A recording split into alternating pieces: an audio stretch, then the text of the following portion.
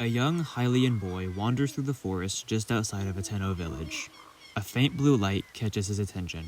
As the boy investigates further, he discovers a crater, with the source of the light lying within it, a strange device. A device which seemed to resemble the Sheikah technology Purah, Simon, and Miss Zelda were always messing around with. Overtaken by curiosity, the boy reaches out to pick up the device. However, before he can reach it, it jumps up on its own and attaches to his wrist. The device cycles through various silhouettes, some of them familiar to the boy, resembling the various races and monsters found across Hyrule, while others are completely alien. Looking at one of the shapes in front of him, the boy presses down on the device and begins to transform. Quick, if you don't know what Ben 10 or the Omnitrix are, then look it up. You're watching this on YouTube, so I know you're perfectly capable of it. We have 10 slots to build the most balanced and powerful version of a Legend of Zelda themed Omnitrix as we can. So where do we start? Well, you can't have Ben 10 without 4 arms or Humongousaur, so let's start with our basic strong character. And if we're trying to find a Zelda creature that embodies brute strength, the first that comes to mind is, of course, the Gorons. To really put the base strength of a Goron into perspective, let's look at Twilight Princess Link, who is easily the most physically strong version of the character given his comparatively older age, job as a ranch hand, and ability to grab a charging goat by the horns and stop it in its tracks with his bare hands before his adventure even starts. However, even this incarnation of the legendary hero needs to cheat by wearing fully iron boots to even have a chance at wrestling with an elderly Goron. On top of that feat, these guys are literally made of rock. So not only do they pack a strong punch, but their defenses are incredible as well, with a good bit of heat resistance added in as a little bonus. But I don't just want to say Goron and call it a day, I also want to give the specific version for each of my choices that I think would be best. So for Gorons, the first that come to mind was Begoron from Ocarina of Time, because, well, look at him. But there are a few problems with that pick. The first is how it would impact the biggest benefit of being a Goron outside of raw strength, rolling. The Goron's roll functions as both a special attack that can be used in a pinch, as well as an effective method of traveling quickly. I feel like the incredibly large body of Begoron would be much more cumbersome to maneuver than that of a normal Goron when using this roll, both in movement and straight-up combat, and in my opinion, the boost in strength that would come from that kind of increase in size is not worth what has to be given up in exchange. This is especially true considering there is an equally good, if not better option if we want to include a giant transformation later on. So, what is the best choice for the kind of Goron we want to be?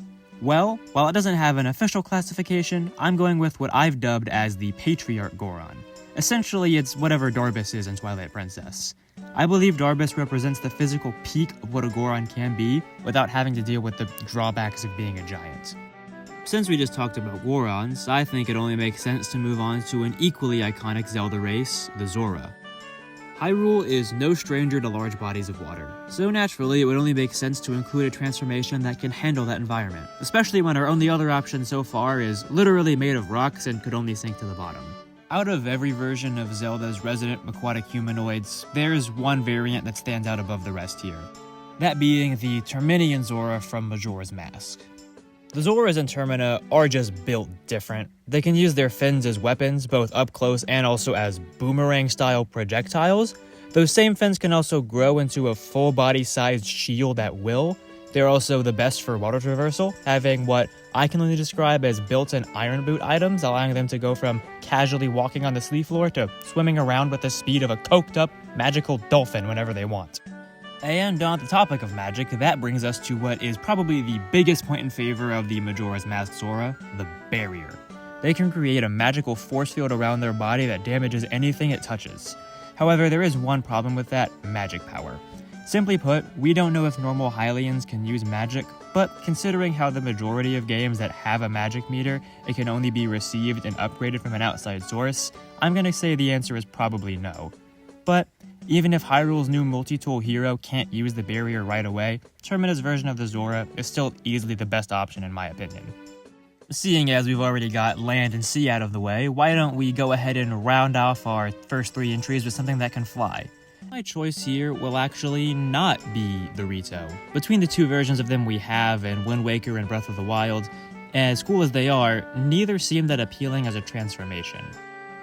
In the Wild Era games, flying on their own isn't something Rito are able to do. They can only glide on updrafts. Keeping in mind that creating those gusts of wind was a technique only Revali and Tulin could pull off, who are 100 years apart and easily the most skilled Rito warriors we've ever seen, with Revali specifically struggling really hard to master it, I don't think it's something we should expect someone who isn't even actually a Rito to be able to rely on.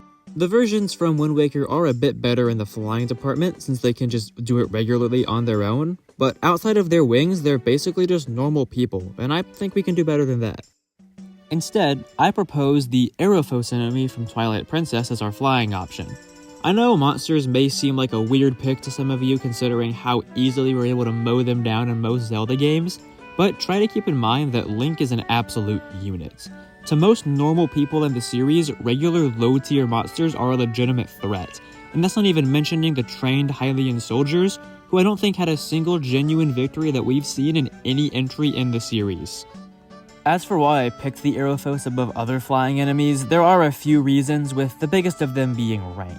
In Twilight Princess, they're apparently enough of a threat to be the mini-boss of one of the last 3 dungeons in the game. And they even have a place guarding Hyrule Castle after Ganondorf's takeover.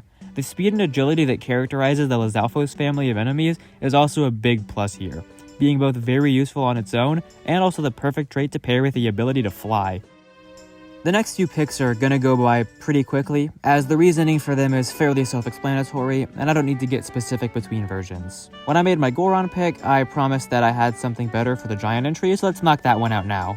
Really, the answer is pretty obvious, one of the giants from Majora's Mask. The sheer size of these things is ridiculous, completely eclipsing Clocktown.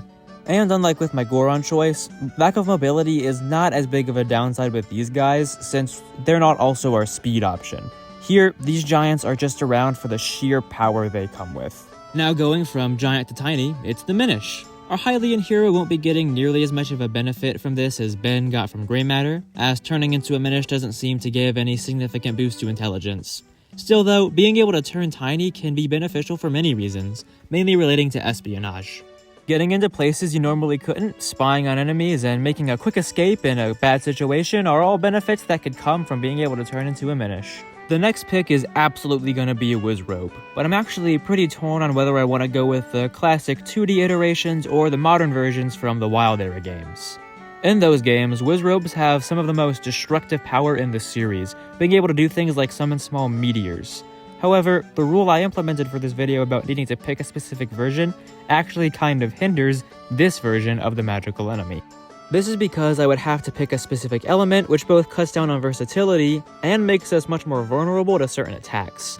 On top of that, the 2D Wizrobes seem to have better range, which when looking at the options we've already covered as well as the ones that we're about to go into, is something that we're severely lacking. And while destructive power is appealing, we already have it in abundance and will continue to. So for those reasons, my 6th choice is the 2D version of the Wizrobe.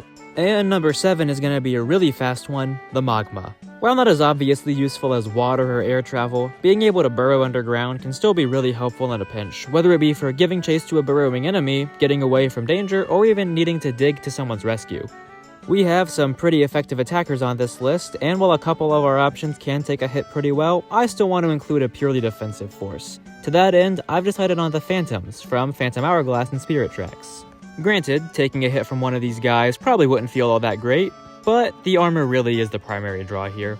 Phantoms seem to be practically invulnerable unless attacked by the Phantom Sword, which is specifically made to counter them. There is one big drawback to taking on this form, and that's that you can be stunned fairly easily if you just get attacked from behind, but unless your opponent is traveling with a ghost that can possess you, they're probably not going to do much real damage. We're at the penultimate choice for this video, and I really want a wildcard pick. To that end, I introduce to you the anti-Kirbys from Link's Awakening. Now, I'm gonna go on a limb and assume these little guys aren't as powerful as the actual Kirby, otherwise this would be my Alien X stand-in. It seems that the anti-Kirbys only inherited the eating ability of their more famous cousin, without things like copy and flight being included. Like I said before, this is a wildcard pick, and one that's most likely not going to be used too often except for very specific situations. To be completely honest, I just really wanted a deep cut pick with niche uses, and this one fit the bill. Look, if Ben can have Upchuck and his Omnitrix, then I can have something that just eats and spits things out in mine. And finally, we need our Alien X, the absolute powerhouse of our team. The hero who stops the villain right before they can kill the side characters. The thing we can count on to come in clutch no matter how bad the situation we're in looks. A being we don't fully understand. The only possible option for this 10th spot of Hyrule's Omnitrix is a creature that we've never seen set foot in Hyrule, the fierce deity from Majora's Mask. So to recap, our final 10 selections for our Zelda-themed Omnitrix are Goron, specifically based off of Darbus from Twilight Princess, a Majora's Mask Zora, Aerophos from Twilight Princess, a Majora's Mask Giant, a Minish, the 2D iteration of the Wizrobe, a Magma, a Phantom, Anti-Kirby, and the Fierce Deity. Please let me know if you would have made any different choices in the comments, and thank you so much for watching. Until next time, I'm the Hyrule Historian, God bless you all, and I'm gonna go touch grass. See ya.